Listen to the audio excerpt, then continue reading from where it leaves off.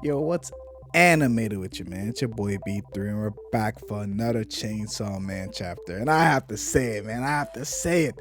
Denji got that dog in him, man. Both physically, mentally, and spiritually, man. He's just built different. Oh, brother. Oh, man. You know, I love these back-to-back Denji chapters.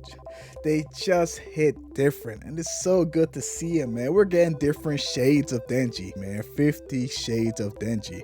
But I'm getting ahead of myself. Let's get into the chapter.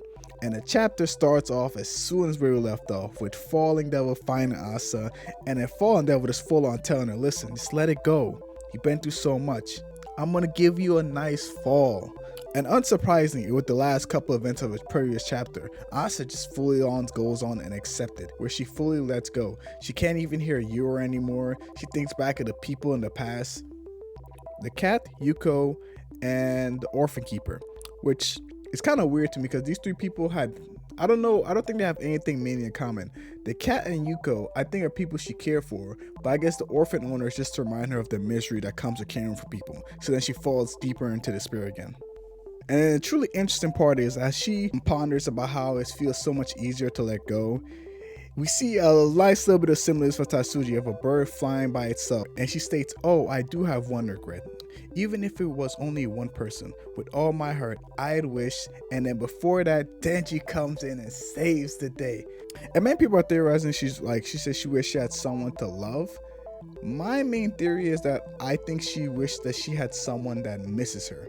I think that's just very human. I think at the end of the day, if we're all gonna die, I think we all would like to have someone think fondly of us or remember us in a better light. And in Asa's case, she might not have no one like that in her entire life, which is kind of sad.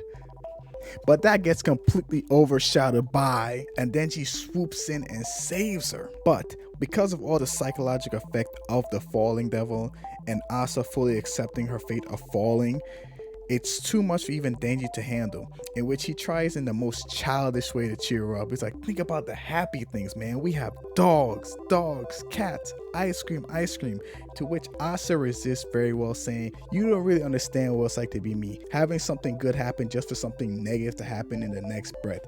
And then he shows more of his deeper shades, in which he himself is able to sympathize, and it kind of does make sense, because majority of his series is Denji trying to have a good life and someone in the shadows trying to destroy that good life for him, so he himself should be able to understand. And then Denji goes on to explain how life can be hard, and it may always seem like it always gets harder and harder and harder, but through the little things / purpose, it gets better and gets a lot worth living for. Like, there's a lot of good things to come out of life, and even if it have to go through the baggages that comes with it, it's still worth it overall, as long as you have an overall goal, dream, or something you find truly important. And I really do love that Denji's the one saying this, because throughout the entire series, well, at least in part 1 of Chainsaw Man, this has been mainly Denji's whole skip.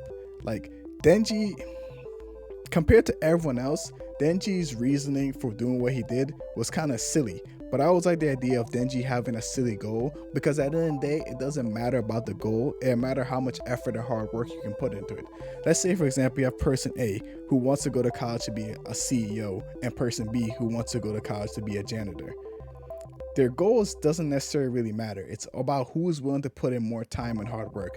And while you can maybe say that person A's goal or ambition is far greater, that's only in person A's perspective, and majority of people. To person B, their perspective is like, I get to be the whole manager of this whole building to myself. I'm practically the president of this building if I wanted to. And I just love that idea. Like, it doesn't really matter what you want to do, as long as you want to do it and how serious you're going to take it. And I always love that little snippet about Denji, and I always like Tatsuji for adding it to his character. And then to one of the top 10 Chainsaw Man moment, Asa asks Denji, what motivates you to keep on going? And then Denji says it loud and proud.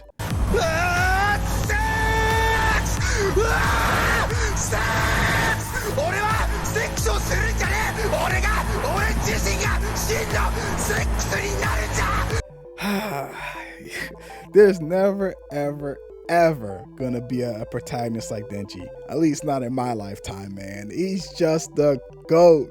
Oh man, I can't believe it. It's just so amazing. It's so stupid. But I just can't hate it. I really do love it, man. It's just how he is. And Tatsuji, you're killing it, man. These chapters have been fire. But if we get back to a serious note, Asa is really grossed out by this moment. And this actually might play into their benefit because I've never been depressed and grossed out. I don't know how those emotions will align together. I feel like she might be more grossed out than she is scared, and it might ease her at least to a point where she can maybe get in contact with Yuro, and then her chance of surviving increases by a lot.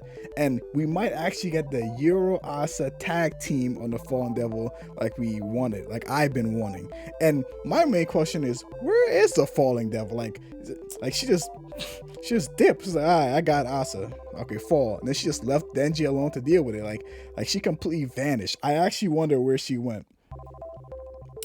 But that's really all I have to say. Oh, one side little tidbit.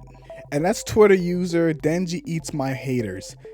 And which pretty much they explained the purpose of the title of this chapter. Because I'm not gonna hold you, I was looking at Tatsuji sideways. Save the Asa. I'm like, that was bad translation. But it's actually a play on screenwriting tropes as in saving the cat.